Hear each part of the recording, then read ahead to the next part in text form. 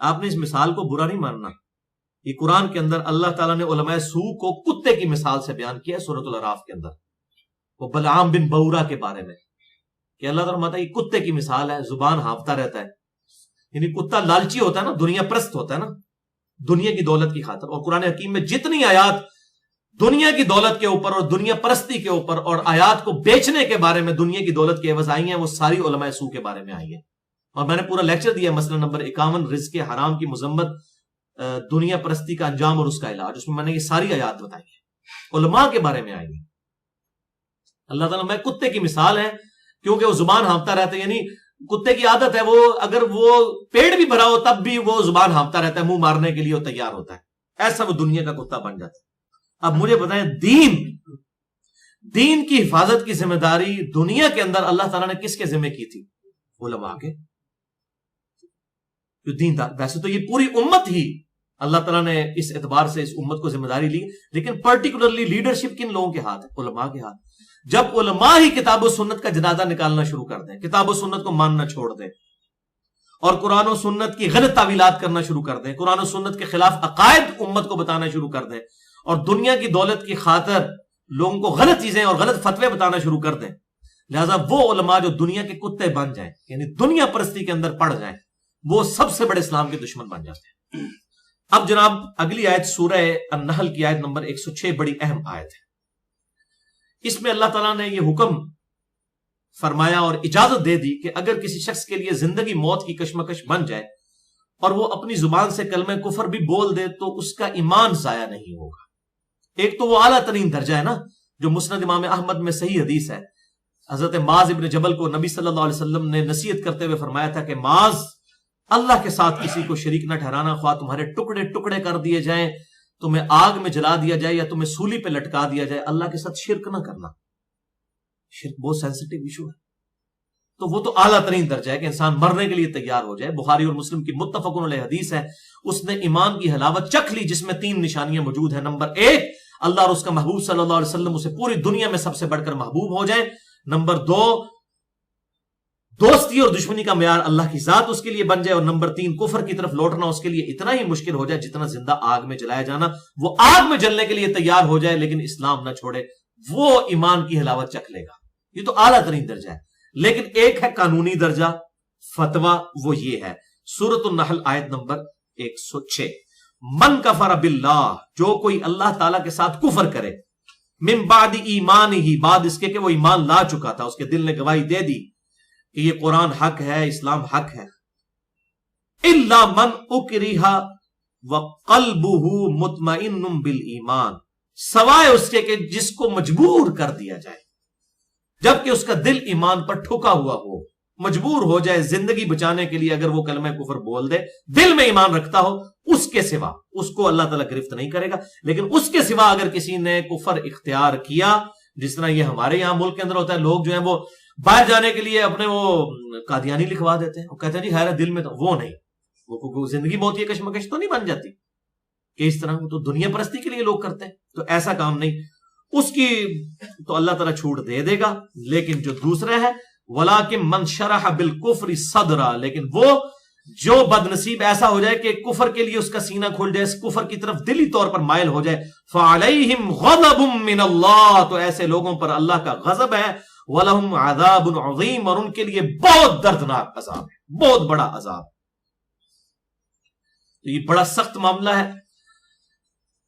دل میں ایمان ہے، جان بچانے کے لیے کوئی تقیہ کر لیتا ہے، اس وقت کوئی توریہ کر لیتا ہے یا کلمہ کفر بول دیتا ہے تو اس کی پھر گرفت نہیں ہے. لیکن اس کے علاوہ اگر کوئی کرے گا دنیاوی غرض و غایت کے لیے، اس کی پکڑ ہو جائے.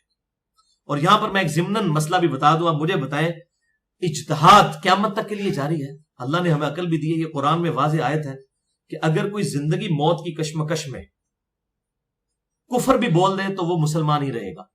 کلیئر ہو گیا؟ لیکن فقہ حنفی نے ایک جعلی مسئلہ بنایا ہوا ہے.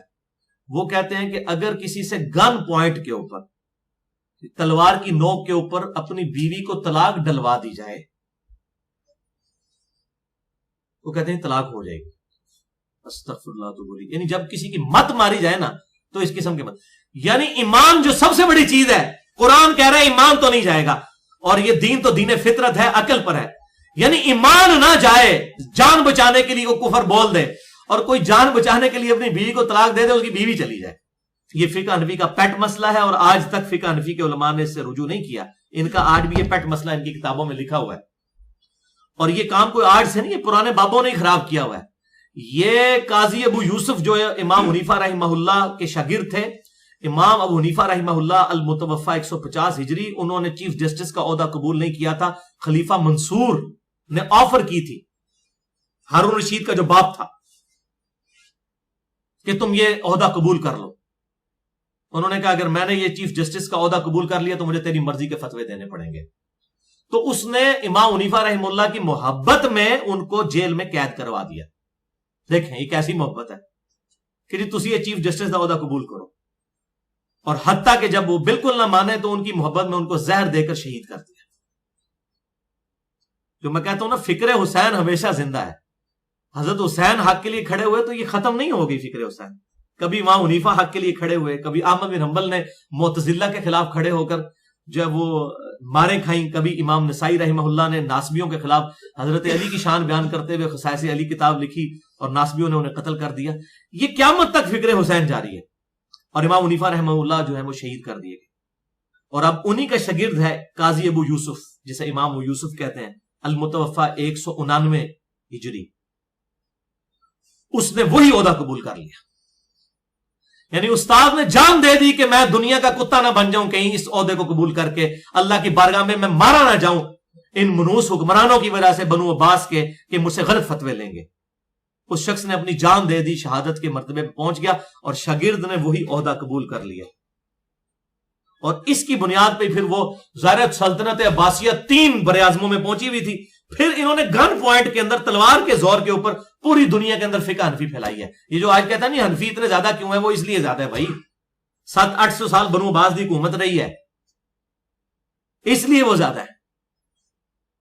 لیکن محدثین بےچارے اپنی کتابیں لکھتے رہے، حق بتاتے رہے کہ کبھی تو دور آئے گا کہ لوگ اس کی طرف پلٹیں گے. اور آج وہ دور آ گیا. دیکھ لیں آپ کس طرح تیزی سے لوگ کتاب و سنت کی طرف آ رہے ہیں اور تقلید کے بندھن انہوں نے توڑ دیے ہیں. جتنے غیر مسلم مسلمان ہو رہے ہیں وہ تو اپنے آپ کو سمپل مسلم کہتے ہیں. دیوبندی، بریلوی، اہل حدیث، سلفی یا حنفی، شافی، مالکی، حنبلی، اس چیز سے وہ آزاد ہو چکے ہیں. مسلمان نماز کا طریقہ وہ بہار شریعت بہشتی زیور سے نہیں پڑھتے یا فتاوی عالمگیری سے نہیں پڑھتے، وہ صحیح بخاری اور صحیح مسلم سے پڑھتے ہیں. جتنے گورے مسلمان ہو رہے ہیں تو اب دیکھیں نا، وقت تو آتا ہے. تو اس وقت قاضی ابو یوسف نے وہ عہدہ قبول کر لیا. پھر جب عہدہ قبول کیا تو پھر آپ کو اس کی قیمت بھی تو ادا کرنی پڑے گی. تو یہ قاضی ابو یوسف نے پہلی دفعہ یہ فتویٰ دیا تھا کہ گن پوائنٹ کے اوپر، تلوار کی نوک کے اوپر اگر کوئی اپنی بیوی کو طلاق دلوا دے، کوئی بندہ کسی کی بیوی کو، تو طلاق واقع ہو جائے گی. اور قرآن کیا کہہ رہا ہے سورۃ النحل آیت نمبر 106 کہ کوئی کلمہ کفر بھی بول دینا جان بچانے کے لیے تو وہ کافر نہیں ہوگا. تو عقل تو کام کرتی ہے، یہ دونوں کا کوئی کمپیریزن بنتا ہے. اس کے خلاف پھر امام مالک رحمہ اللہ فکر حسین کے ساتھ کھڑے ہوئے، المتوفی 179 ہجری، قاضی ابو یوسف کے خلاف کھڑے ہوئے. یہ کہتے ہیں نہیں اماموں کو نہیں مانتے، اماموں کے سب سے بڑے دشمن تو آپ لوگ ہو. امام مالک کو کوڑے آپ لوگوں نے لگوائے ہیں، قاضی ابو یوسف نے لگوائے ہیں کوڑے، اور اتنے کوڑے لگوائے کہ ان کے یہ شولڈر ٹوٹ گئے. یعنی وہ اپنی تہمت بھی نہیں باندھ سکتے تھے، اس لیے وہ ہاتھ چھوڑ کے نماز پڑھتے تھے. ویسے تو جائز ہے ہاتھ چھوڑ کے، میں نے بتایا کہ عبداللہ ابن زبیر سے صحیح سند کے ساتھ ثابت ہے، المصنف ابن ابی شیبہ میں انٹرنیشنل نمبر کے مطابق 3950 نمبر اثر کہ عبداللہ ابن زبیر صحابی رسول صلی اللہ علیہ وسلم ہاتھ چھوڑ کر نماز پڑھا کرتے تھے. اور ابو داؤد میں حدیث ہے کہ عبداللہ ابن زبیر راوی ہیں اس حدیث کے کہ دائیں ہاتھ بائیں پہ باندھنا سنت ہے. یہ نہیں تھا کہ ابن زبیر کو نہیں پتا تھا کہ ہاتھ باندھنا سنت ہے. تو یہ دونوں طریقے سنت ہے، ہاتھ باندھنا بھی اور ہاتھ چھوڑ کر نماز پڑھنا بھی. اور مفتی اعظم سعودی عرب شیخ عبد العزیز بن عبداللہ بن باز جو ہے ان کا فتویٰ بھی اس میں موجود ہے، المتوفی 1999 عیسوی، وہ دونوں کے قائل ہیں. بال یہ الگ سے ایک ٹاپک ہے. میں یہ بتا رہا ہوں کہ امام مالک انہوں نے کندھے توڑوا دیے. یہ اماموں کی عقیدت مند آپ دیکھیں. اور امام مالک نے اصل میں اس کے خلاف فتویٰ دیا. جب یہ قاضی ابو یوسف نے فتویٰ دیا نا، اس وقت کیا کرتے تھے، بادشاہ کسی کی بیوی پسند آئی، پتا چلا کسی کی بیوی خوبصورت ہے تو وہ تلوار کے زور پہ طلاق دلوا کے خود شادی کر دی. میں کہتا ہوں آج کے بادشاہوں نے وہ کام نہیں کیے ہیں جو ہمارے مسلمان اس وقت کے بنو امیہ اور بنو عباس کے حکمرانوں نے جو بدماشیاں کی ہوئی ہیں. یہ خلافت و ملوکیت جو مولانا مودودی رحمہ اللہ نے لکھی ہے، اور یہ پوری امت کو جو ہے وہ بنو امیہ اور بنو عباس کی گندگی جو ہے وہ ننگی کر کے جو دکھائی ہے نا، یہ بالکل حقائق ہے، یہ ڈینائی نہیں کیا جا سکتا۔ حتیٰ کہ ڈاکٹر اقبال نے بھی جو خطبے دیے تھے، انہوں نے کہا تھا اللہ تعالیٰ ہمیں کوئی ایک ملک دے تو عرب امپیریلزم کا داغ جو ہمارے چہرے پہ پڑ چکا ہے پچھلے 1300 سال سے، یعنی یہ عرب کی بادشاہت بنو عباس اور بنو امیہ کا داغ ہمارے چہرے پر ہے خلفائے راشدین کے بعد۔ اس وقت تک تو اسلامی حکومت تھی، بعد میں مسلمانوں کی حکومت تھی، لیکن اسلامی حکومت نہیں تھی۔ خلفائے راشدین کے بعد جتنی حکومتیں ہیں وہ مسلمانوں کی حکومتیں، لیکن اسلامی حکومتیں نہیں ہیں، ان میں کمزوریاں موجود تھی، وقت کے ساتھ ساتھ پھر وہ بڑھتی چلی گئی۔ تو اللہ تعالیٰ ہمیں ملک دے تو ہم ایسے یہاں پہ نظام قائم کریں۔ پاکستان کے لیے ان کی خواہش تھی، اللہ تعالیٰ یہ خواہش پوری بھی کرے، اور ہمیں اس کے لیے کوشش کرنے کی ہمارے حکمرانوں کو، سیاستدانوں کو، فوجی افسران کو، ایجنسیز کے لوگوں کو، سب کو توفیق دے کہ یہاں اسلام کے لیے جو یہ ملک حاصل کیا تھا اس میں اسلام نافذ بھی کرے۔ تو بہرحال قاضی ابو یوسف نے یہ فتویٰ دیا کہ گن پوائنٹ کے اوپر تلوار کی نوک پہ کوئی اگر دلوا دے طلاق ہو جائے گی، پھر حکمران جس کی بیوی پسند ہے شادی کر لیتے تھے۔ تو امام مالک رحمہ اللہ فکر حسین کے ساتھ کھڑے، انہوں نے کہا کہ کیسے ہو جائے گی طلاق؟ قرآن تو کہہ رہا ہے سورۃ النحل آیت نمبر 106 کہ اس کا تو ایمان بھی نہیں جاتا، جو جان بچانے کے لیے کلمہ کفر بول دے تو بیوی کیسے چلی جائے گی؟ اس کا مطلب ہے کہ ان کے نزدیک کو بیوی کی اہمیت ایمان سے زیادہ ہے، ویسے ہے اسی لیے، تبھی تو لوگوں کی بیویاں قابو کرتے ہیں نا۔ اگر یہ صحیح ایمان والے ہوں تو یہ حرکتیں کریں۔ تو امام مالک رحمہ اللہ نے اس کے خلاف فتویٰ دیا اور مارے کھائی ان لوگوں کے فتووں سے، حنفیوں کے فتووں سے۔ تو یہ کہتے ہیں پرانے بزرگ ٹھیک سے، میں تو وہ بزرگ دس رہا جو پہلے 200 سال کا بزرگ ہے۔ 199 ہجری میں فوت ہوا ہے قاضی ابو یوسف۔ امام بخاری کے پیدا ہونے سے بھی 5 سال پہلے وہ فوت ہو چکے تھے۔ امام بخاری 194 ہجری میں پیدا ہوئے ہیں۔ یہ اس وقت کے بزرگوں کے میں آپ کو حال سنا رہا ہوں، لیکن اہل حق موجود ہیں۔ امام مالک نے بغاوت کی، آج پھر الحمدللہ وہ حق زندہ ہے۔ اور یہ جو علماء ہیں آج کل، ان کو ہم جو کہتے ہیں تقلید کے بندھن سے آپ نکلیں، آپ لوگوں نے فقہ حنفی کے یہ جو جعلی مسئلے لوگوں کو بتائے ہوئے ہیں اس سے توبہ کریں، اپنے بزرگوں کی غلطیوں کو پوائنٹ آؤٹ کریں۔ اچھا اب یہ کریں گے نہیں، لوگوں کو یہ باتیں نہیں بتانی چاہیے۔ مسئلہ جب ہو جائے تو پھر یہ فتوے دیں گے، اور وہ کہتے ہیں جی گن پوائنٹ پہ طلاق جو ہے وہ واقع ہو جائے گی۔ وہ بابے بھائی غلطیاں کر کے خدا کے لیے انہوں نے چھوڑو، تسی اپنی قبر و آخرت دی فکر کرو۔ بابے کو غلطیاں ہوئی ہیں وہ اللہ نو آپ جواب دیں گے، تسی تو قرآن پڑھ کے توبہ کرو نا۔ یہ ان کو حدیث دا مسئلہ تو نہیں ہے نا، آپ کو کہ جی ان کے پاس کوئی حدیث تو ہوگی، کوئی ایسی حدیث نہیں جو قرآن کے خلاف ہو، یعنی کوئی حدیث اس کے خلاف تو نہیں ہوگی جو قرآن میں یہ بات آ رہی ہے۔ تو اس طریقے سے نہیں ہے، اسلام دین فطرت ہے۔ اگر کسی کو گن پوائنٹ پہ کفر پہ مجبور کیا جائے، دل میں وہ ایمان رکھتا ہو، نہ اس کا ایمان جائے گا اور نہ پائی جی بیوی جائے گی۔ ہاں انہیں مولویاں نہیں بیویاں چلی جان گیا، کیونکہ یہ تو بڑے کٹر نے نا۔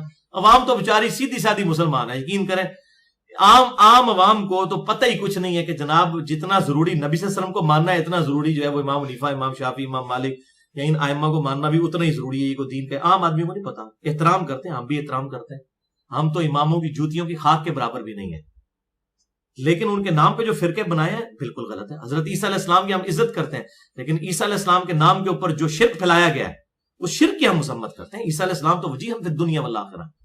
یہ ائمہ جتنے بھی ہیں بڑے بڑے ائمہ، چاہے وہ امام جعفر الصادق ہوں المتوفا 148 ہجری، یا امام حنیفہ ہوں المتوفا 150 ہجری، یا امام شافعی ہوں المتوفا 204 ہجری، یا امام احمد بن حنبل ہوں المتوفا 241 ہجری، یا امام مالک ہوں المتوفا 179 ہجری، یہ جتنے بڑے بڑے ائمہ ہیں ہم سب کا احترام کرتے ہیں۔ امام بخاری ہوں المتوفا 256 ہجری، امام مسلم المتوفا 261 ہجری، یہ بڑے بڑے ائمہ ہم ان کا احترام کرتے ہیں، لیکن ان کے ناموں پہ کوئی فرقے بنائے گا تو وہ اماموں کے ساتھ ظلم کر رہا ہے۔ یہ امام قیامت دن کو جوتیاں مروائیں گے ساتھ ہو کہ تم نے ہمارے ناموں پہ فرقے بنا دیے۔ ہم نے کب یہ کہا تھا کہ ہمارے ناموں کے اوپر فرقے کھڑے کیے جائیں؟ اور پھر امام اعظم دیکھیں جی، اب ہم یہ کہتے ہیں خدا کے لیے، ہم تو کہتے ہیں امام اعظم نبی صلی اللہ علیہ وسلم، امام کائنات، سید الاولین والآخرین، شفیع المذنبین، رحمت للعالمین، سیدنا و مولانا امام اعظم محمد رسول اللہ صلی اللہ علیہ وسلم۔ کہتے ہیں نہیں وہ اپنے وقت کے اماموں میں امام اعظم تھے۔ اچھا صحابی اعظم کوئی بھی نہیں ہے، اس وقت صحابی اعظم کوئی نہیں ہے۔ اچھا اپنے وقت کے اماموں میں تھے، تو میں کہتا ہوں کہ امام اعظم کے استاد کون ہے؟ امام جعفر الصادق۔ ان کو کیوں نہیں امام اعظم کہتے؟ اے پھکی لے لو میرے کو۔ اگر تسی ان پھر وہ کرائٹیریا بنایا نا کہ اپنے وقت میں بڑے ائمہ، اس وقت کے اماموں میں سب سے بڑے امام تھے، تو ان کے جو اپنے استاد ہیں امام جعفر الصادق المتوفا 148 ہجری، جو امام حنیفہ سے 2 سال پہلے فوت ہوئے ہیں، ان کو امام اعظم کیوں نہیں کہتے؟